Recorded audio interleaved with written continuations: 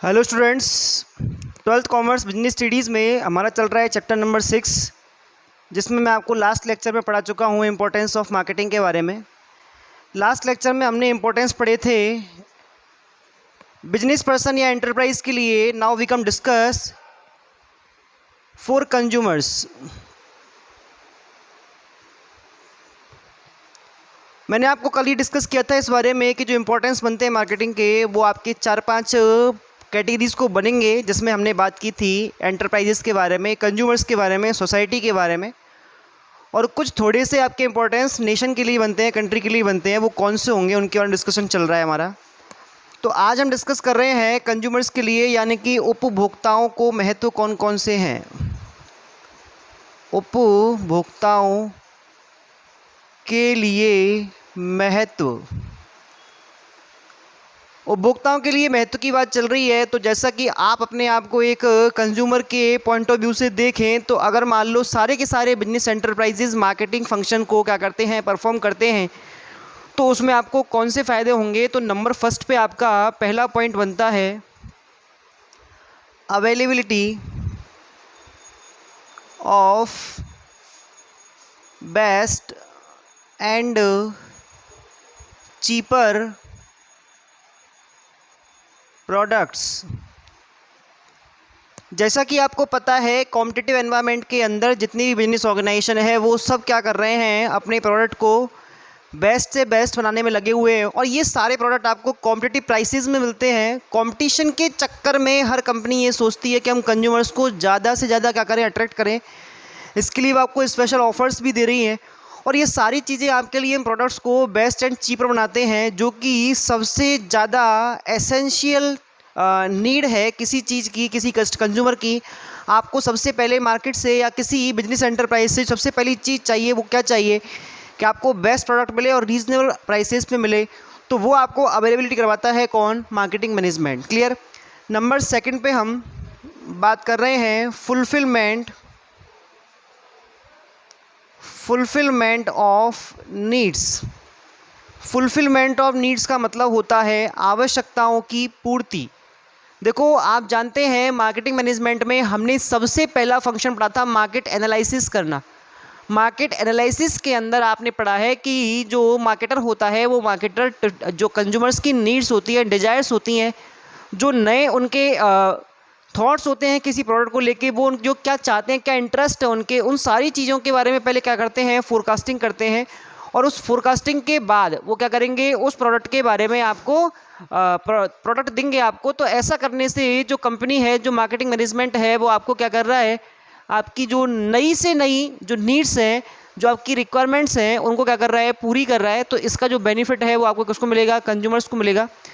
Number third पे बात कर रहे हैं हम इंक्रीज इन नॉलेज। जैसा कि आपको पहले बताया चुका है कि कंज्यूमर की जानकारी में वृद्धि कैसे होगी। भाई, मैंने आपको बताया था मार्केटिंग फंक्शंस में एक फंक्शन आता है आपका मार्केटिंग कम्युनिकेशन। और मार्केटिंग कम्युनिकेशन के अंदर मैंने आपको पढ़ाया है advertisement, personal selling, sales promotion, and हमने पढ़ा था मार्केट रिसर्च के बारे में। मार्केट रिसर्च बोल लो, मार्केट सर्वे बोल लो। अब ये तीनों के तीनों जो फंक्शन है ऊपर से, ये तो कम्युनिकेट करते हैं कंज्यूमर को, किससे, एंटरप्राइज से। बिजनेस पर्सन जो होता है, जो फर्म होती है, वो अपने प्रोडक्ट्स के बारे में, अपनी पॉलिसीज़ के बारे में, ऑफर्स के बारे में गाइडेंस देते हैं इन तीनों चीज़ों से। किसको, कंज्यूमर को। अब कंज्यूमर की जो नॉलेज होती है वो बहुत सारे प्रोडक्ट्स को लेके क्या होती है, ज़्यादा हो जाती। भाई, आज मान लो आपसे किसी प्रोडक्ट के बारे में कहा जाए कि ये प्रोडक्ट आपको लेने के लिए मेरे साथ चलना है, आप अपन साथ में ख़रीदते हैं, तो आपको जानकारी होगी तो आप उसमें बेटर क्या कर सकते हैं, सजेशन दे सकते हैं, और सजेशन देकर आप अच्छे प्रोडक्ट को खरीद सकते हैं। लेकिन ऐसा कब होगा, जब आपके पास पहले क्या होगी, नॉलेज होगी। और ये नॉलेज प्रोवाइड कौन करवा रहा है आपको, एडवर्टाइजमेंट करवा रहा है, पर्सनल सेलिंग करवा रहा है, और सेल्स प्रमोशन। इन चीज़ों के भारी सूचनाएं आपके पास बड़ी मात्रा में आज के टाइम में उपलब्ध हैं। तरह तरह के मीडियम इनके लिए यूज़ किए जाते हैं, और ये सारी चीज़ें आपको असिस्ट करती हैं इस चीज़ में कि आपको सारे मार्केट के जितने प्रोडक्ट्स हैं उन सबके बारे में जानकारी फुल हो। ठीक है। तो ये जानकारी जब आपको प्राप्त होती है तो आपको अच्छे प्रोडक्ट को खरीदने में डिसीजन लेना काफ़ी ईजी हो जाता है। क्लियर। नेक्स्ट हम डिस्कस कर रहे हैं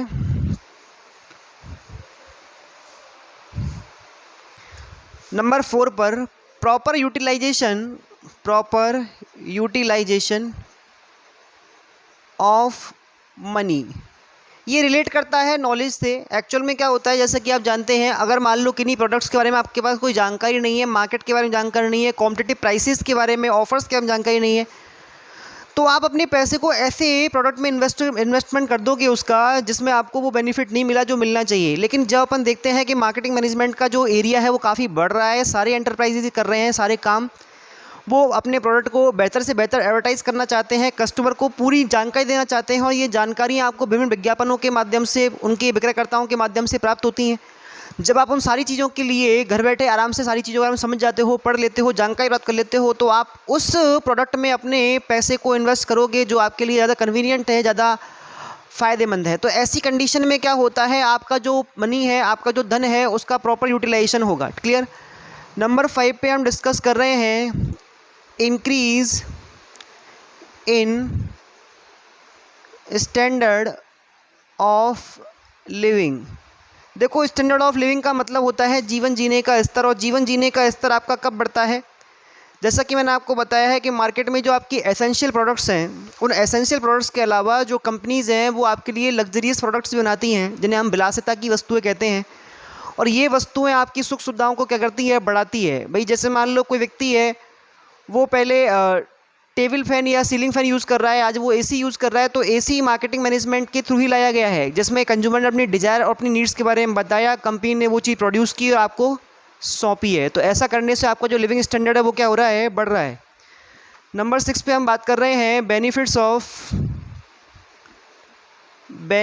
of after sales services. After sale services के बारे में मैं आपको बता चुका हूँ, पहले हमने इनका डिस्कशन किया था कस्टमर सपोर्ट सर्विसेज के फॉर्म में।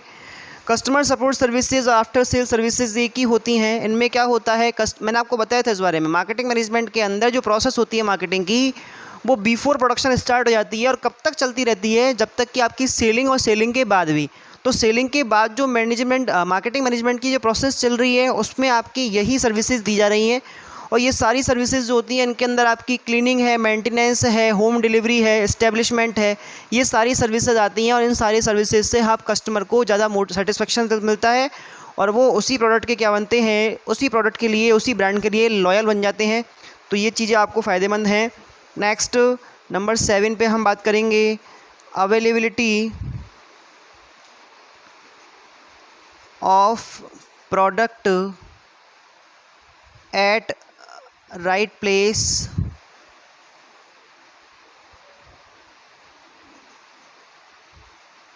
And on right time. यानी कि यथा समय और यथा स्थान, या सही समय पर सही स्थान पर आपको वस्तुओं की उपलब्धता करवाता है कौन, मार्केटिंग मैनेजमेंट। जैसा कि आप जानते हैं, आज के टाइम में प्रोडक्ट को ख़रीदने के लिए आपको किन्हीं दूर स्थानों पर नहीं जाना पड़ता। दूर स्थानों पर जाने के लिए आपको किसी तरह के कोई प्रयास नहीं करने पड़ते, आपको अपने डोर स्टेप पे या जो नियरेस्ट प्लेसेस होंगे उन पर आपको ईजिली मिलता है। तो ये कंपनी की डिस्ट्रीब्यूशन पॉलिसी होती है। डिस्ट्रीब्यूशन पॉलिसी में कंपनी ये चीज़ इंश्योर करती है कि भाई आपका जो एफ़र्ट है उसका ख़रीदने का वो सबसे कम हो, क्योंकि हम आपको ज़्यादा कन्वीनियंट फैसिलिटी दे रहे हैं और आपके नियरेस्ट प्लेसेस पे आपको क्या कर रहे हैं, प्रोडक्ट अवेलेबल करवा रहे हैं।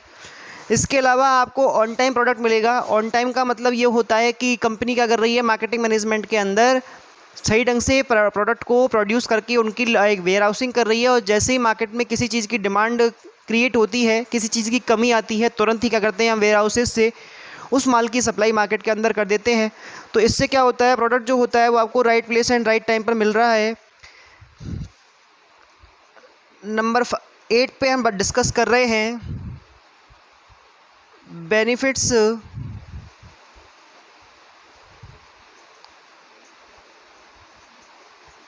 Of selection.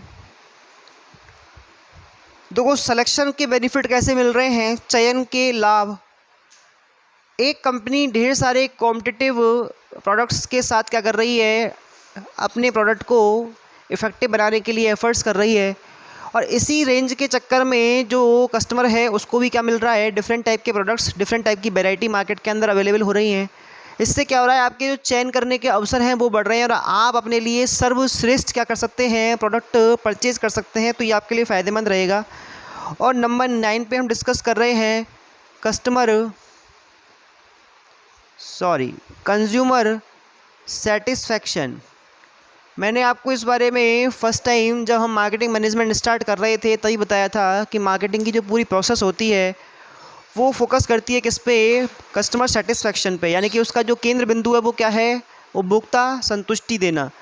तो जब आप समझ रहे हैं ये सारे के सारे बेनिफिट्स आपको मिल रहे हैं कि आपकी नीड्स के हिसाब के आपको प्रोडक्ट मिल रहे हैं, चीपर रेट्स पे है, नॉलेज भी मिल रही है, आफ्टर सेल सर्विसेज भी मिल रही है, लग्जीरियस प्रोडक्ट भी मिल रहे हैं, तो इन सारी चीज़ों से आपका किसी एक ब्रांड के लिए, एक कंपनी के लिए, किसी एक प्रोडक्ट के लिए सेटिस्फेक्शन होना कैसा है, सही माना जाएगा, क्योंकि वहाँ पर आपको सेटिस्फेक्शन मिलेगा और यही सेटिस्फेक्शन देना क्या है, कंपनी का मेन ऑब्जेक्टिव होता है। ठीक है, तो इस तरह से आपने जो ये 9 पॉइंट्स कंज्यूमर्स के लिए मार्केटिंग मैनेजमेंट के पढ़े हैं, ये आपको